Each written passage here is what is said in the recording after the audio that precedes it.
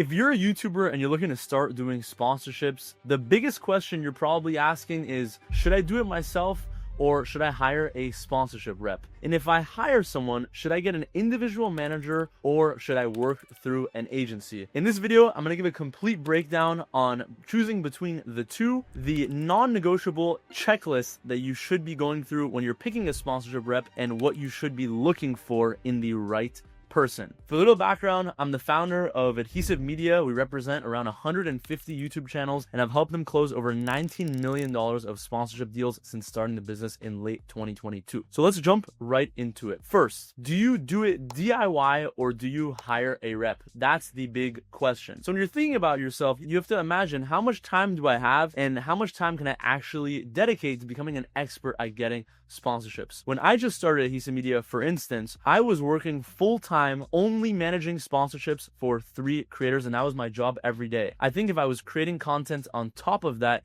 it would have been impossible. In order to learn how to do sponsorships, you gotta know how to price your channel, how to pitch your channel, how to know which brands are spending money on YouTube already, how to outreach those brands on email, on LinkedIn, on DM, how to negotiate rates, how to review contracts, how to invoice properly, how to follow up on late payments, how to get a renewal deal, how to follow up with brands who are being unresponsive, how to organize everything in a spreadsheet. There's a lot of things that go into it that, in my opinion, I think it's better to hire an expert who can do it for you. Yes, these managers and agencies, they'll take their 15 to 25% cuts, but it'll allow you to focus on what you're best at, which is creating content. And if you choose the right person, they'll automatically plug you into a list of sponsors so you can start getting deals the same month. So now the question is, if you want to go with a sponsorship rep, do you go with an individual manager or do you hire an agent? Okay, so I'm going to go through the big differences between the two. An individual manager is more like your business partner or your assistant. They're going to help you more with things like scheduling, planning out your content calendar, deciding who you need to hire next, planning your next merch drop, and getting you sponsorships. Whereas a sponsorship agency, all they're focused on is sponsorships, and that's their expertise. What you might find is the manager is so focused on the other aspects of your business where the sponsorship side of things doesn't get as much attention as you'd like it to have, and a lot of the time they're going to end up shopping your channel to a bunch of agencies, and what that's going to happen is now there's going to be 2 layers of fees on it, and so the amount that you actually make from sponsorships is going to be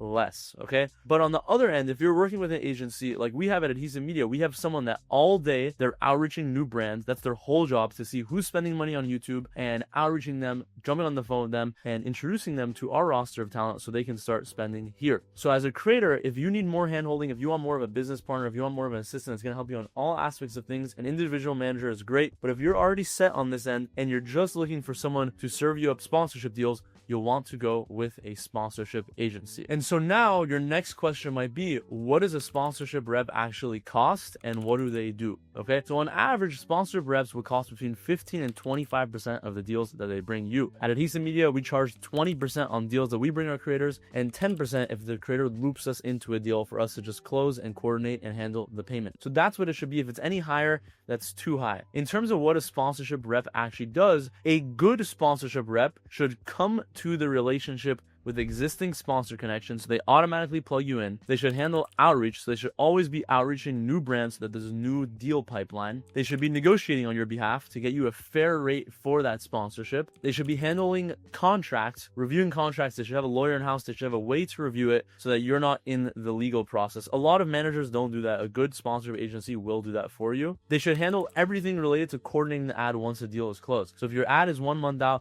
they should make sure you have the talking points 3 weeks out. They should make sure you have the samples 3 weeks out. They should be following up with you, a week before to make sure you get the preview in time. They should be going back and forth with the brand, the revisions. They should be doing all that for you. You should not be the one coordinating your samples and your talking points and the revisions, all that. They should be handling that for you. You should have one point of contact where they manage all the coordination of your ad placements. They should handle invoicing. So you should also, same thing here. If you're working with 10 different brands, they should all filter into your sponsorship agency, and then you only have one person that pays you out. You have one point of payment, and they run all the invoicing, they run all the vendor setup, so you don't need to worry about that. And the last thing they should be doing is following up. They should follow up on late payments. They should be following up on how your ad did for performance so you can get another deal. And they should be following up on any late deliverables that you are waiting on from the brand. And throughout the whole process, this sponsorship rep should keep you updated and communicate with you clearly, whether it's through a client portal, whether it's through text, whether it's through email, so you know exactly where you're at with your deals and your ads. And so now you've decided you want a sponsorship rep, whether it's an individual manager or an agency. What is the next step here? What is the checklist that you can use? Let's say you have calls with 5 different people. What's the checklist of questions that you should be asking them? So let's go through these. There's 9 points that I want to get through. Let's jump right into it. So number 1 is you want to make sure their commission is below 25%. Anything above that is a little bit aggressive in my opinion. At Adhesive Media, we charge a 20% commission on deals that we give to our creators and a 10% commission on deals that they basically loop us in to close, and that's a very fair rate in our industry. Number 2 is you want to make sure you have a 30-day out clause and a cancel at any time clause. Especially if you're signing into an exclusive agreement, they should not lock you in for a year. Their service should be so good that they are comfortable with a 30-day out clause because they offer you a good service. Think about it. Any product that they lock you in for a year, it's probably because their product isn't that good, so they need you there for a year in case things go wrong and you want to cancel it out. The service should be so good that you can cancel at any time. One thing to be wary of as a creator is I've seen other managers or agencies include a term where they start with a 3-month trial. If it goes well, it automatically renews for another year or 2. That is such sleazy business. It should be completely transparent. And they put this in fine print so the creator doesn't even see it. So make sure you're reviewing your contract when you're working with an agency, okay? Number 3 thing is they should show you the list of sponsors they work with up front, and you should be able to pick which ones you want to work with right when you start working with them, okay? Don't just expect that they're going to get you deals. Have them show you which brands they work with and which ones they're actively working with at the time. Number 4, make sure they don't take a cut of your YouTube AdSense revenue. So your YouTube AdSense revenue is basically the money you get when YouTube monetizes your channel. Make sure if your sponsorship rep is only working on sponsorships, they're not working on your content, they shouldn't get a cut of that. That's not a fair deal. The 5th thing here is if you're getting a lot of inbound, make sure that your sponsorship rep is taking a reduced commission on inbound or on deals that you're already bringing them to negotiate, because there's less work from them to do. That's your deal that you started, okay? So that's a more fair way to do it. Number 6 here, the right sponsorship rep should show you the brand side contract on every single deal. So you shouldn't just get a contract with the sponsorship rep. Let's say the deal is $5K, they take their 20%, you make $4K on it. You shouldn't just see the $4,000 contract, because you never know if they're actually pitching you for $8K and they're lying about the 20% fee. They're actually taking a 50% fee. So make sure that you get to see all of the brand side contracts on every deal you sign. That's the most transparent way to do it.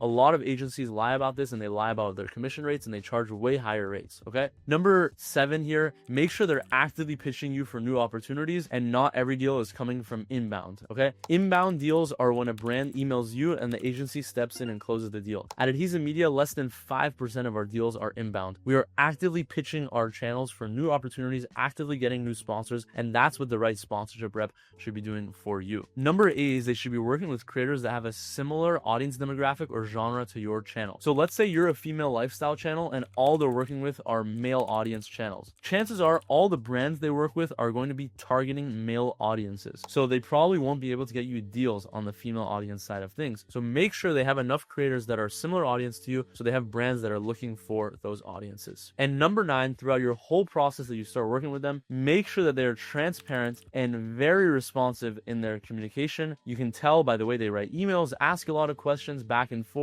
ask who's on their team. Do they have enough people on their team? I wouldn't be scared if they have a big team. A lot of times a big team means they have the certain responsibilities delegated to each person, but make sure they are quickly responsive and they have processes on how they do everything, okay? So these are the 9 things to look for in a sponsorship rep that you want to hire. If any of them are missing, make sure you're asking them questions over the phone or over email to uncover why. Now you might be thinking, what can I do as a creator to make my working relationship with this sponsorship rep great? And there's actually things that you can do to get you more deals, because they'll naturally, if you have a manager or a sponsorship rep, the creators that are easier to work with get the most deals because they're more flexible, they're more communicative, all these things. So I'm going to go through the 5 things that you've got to do as a creator to maximize how many deals you get with your sponsorship rep. Number one is respond quickly. Brands go in and out of budget very fast. Some brands will literally have a last minute budget the last day of the week that they need to fill, and your sponsorship rep is scrambling to figure out, okay, who can fill this budget? And so it's on you to be very responsive, whether that's over text or over email. Don't make them wait over a day to hear back from you, especially if they're calling you. Make sure that you respond and give a quick communication. Number two is deliver ads on time. It's a pain in the ass when creators are late to deliver ads, because a lot of brands have weekly budgets or monthly budgets, and if you do it past that week or past that month, it messes up the entire brand's budgets and they don't want to work with you again. It's not just about performance, it's not just about views, it's about how easy you are to work with as a creator. And so make sure you're delivering ads on time, and if you are delayed, let the sponsorship rep know way in advance, at least 2 or 3 days in advance, so the brand can prepare to replace your budget with another creator and move you to the next month. Number three is communicate openly and communicate transparently. If you don't like a deal for some reason, tell the sponsorship rep. Don't just say no. So the whole point of this is the sponsorship rep should start to get to know your preferences and get to know how you like to work. This is only possible if you communicate transparently, and it always helps you get more deals. Number four is be flexible on pitches. A lot of the times a pitch might be a little bit below what you're looking for. There might be some things that you don't like. There might be some timing that doesn't work, but be flexible and have the call and have the email with the rep to figure out how can we make this work together. Don't just immediately say no, because you might be leaving a lot of money on the table. Sometimes you meet in the middle and a deal actually looks really good and you get a long-term deal with that brand. And the last thing here is treat it like a team effort. It is not you against the sponsorship rep. It's not you against the manager. It's not you against the agency. And most importantly, it's not you against the brand. You're all working together to make a working, fair, transparent, honest business relationship together that will hopefully last for years